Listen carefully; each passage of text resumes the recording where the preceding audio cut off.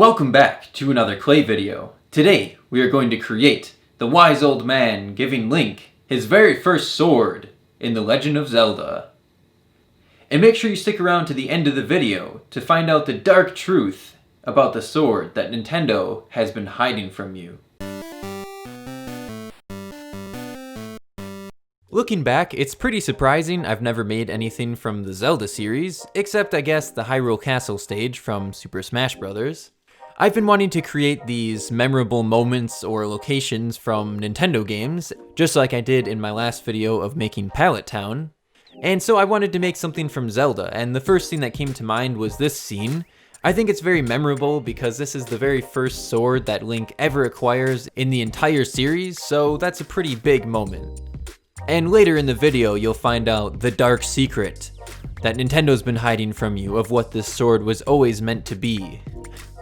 We're gonna take some brown clay here, and this is going to be for all of the walls around the entire scene. Now I'm using my cutting mat because it has these lines on it, so I can make a perfectly sized strip matching the two sets of lines. Let's remove this from the mat here. And we can throw it on the baking tray while we create the base. This is just some flattened down black clay, and this is a technique I've used for a few different creations, most recently the Skeld map. These paper printouts make it so that you make the room shapes exactly how they are in the picture. So it's very nice because I'm not very good at figuring this out without these paper cutouts. So now our two pieces here are ready to get baked. After baking, we can start assembling the room. But first, let's steal this text here because there's no way I'm going to try painting this. Now, somehow I missed recording this, but I used a glue stick to attach this onto the base. I find that glue sticks work really well for attaching paper onto clay. I know I usually use super glue to attach clay onto clay, but super glue does not work well on paper. Now we are going to cut out the wall texture here. And well, this time I actually remembered to show the glue stick. And I've printed out two of these rooms so we have both of the sides of the walls, because I wanted the inside and outside to both be covered in the texture. And here you can see we have this very nice wall, this double-sided wall. So we do that to all of the walls, and we are ready to break out the super glue to start attaching the walls onto the base.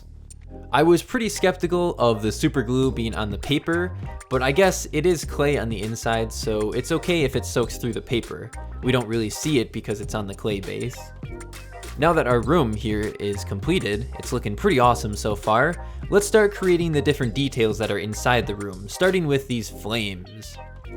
These flames were actually really fun to create, and well, I made everything sort of 2D, I made it flat, but then we'll be gluing it up into the 3D world. Does this make it 2.5D?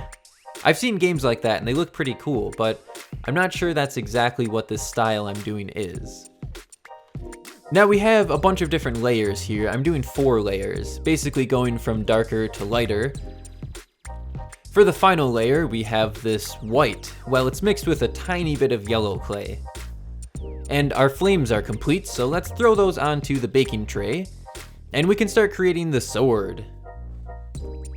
This upper part of the handle was a little bit tricky just because of how small this really is to create. You can't use your fingers for anything, you have to only use tools, so that gets pretty tricky. We have the point here. Let's make it a little shorter though. And now let's create the wise old man. I gotta say, this is my favorite part of this creation. He just looks pretty awesome. And we have his robe sleeves here. Let's attach those onto there. As I'm pressing it down here with my finger, you can see just how tiny this is. I could probably fit 3 of these guys on the tip of my finger. We have this sort of orangish color for the hands and the feet here. And the beard. I like his facial hair. I think it looks pretty good. I think he's been growing it out for a while. I might try to go for the same look as well. The big puffy eyebrows up here, and let's use some black clay for the facial details. We have the mouth, and now the eyes. And our wise old man is looking very, very wise. So let's start creating the hero, Link. Now Link was a little bit tricky to figure out how to make because we're just making him from a back view, so please don't look at him from the front, he looks really bad. These tiny little hands here. And this will be the head. Yes, it's cube head Link. It looks pretty strange, but we'll be covering that up with some green here for his hat anyway. And the ears, and let's get everything onto the tray, and we are ready to get baked. After baking, we can start putting everything into place. What is that strange donut? You'll find out in a minute. The wise old man, now Link. And the sword. And here it is, the wise old man giving Link his very first sword in The Legend of Zelda. But did you know that's not really how the story went?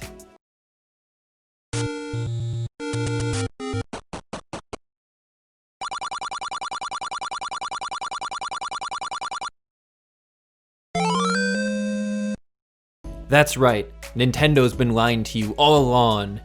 It was really the Caribix pink donut that was supposed to be Link's weapon, but they replaced it with this wimpy wooden sword. How dare they? Right now we are creating the sprinkles of power that give this donut its magical abilities and strength to help Link defeat the evil Ganondorf.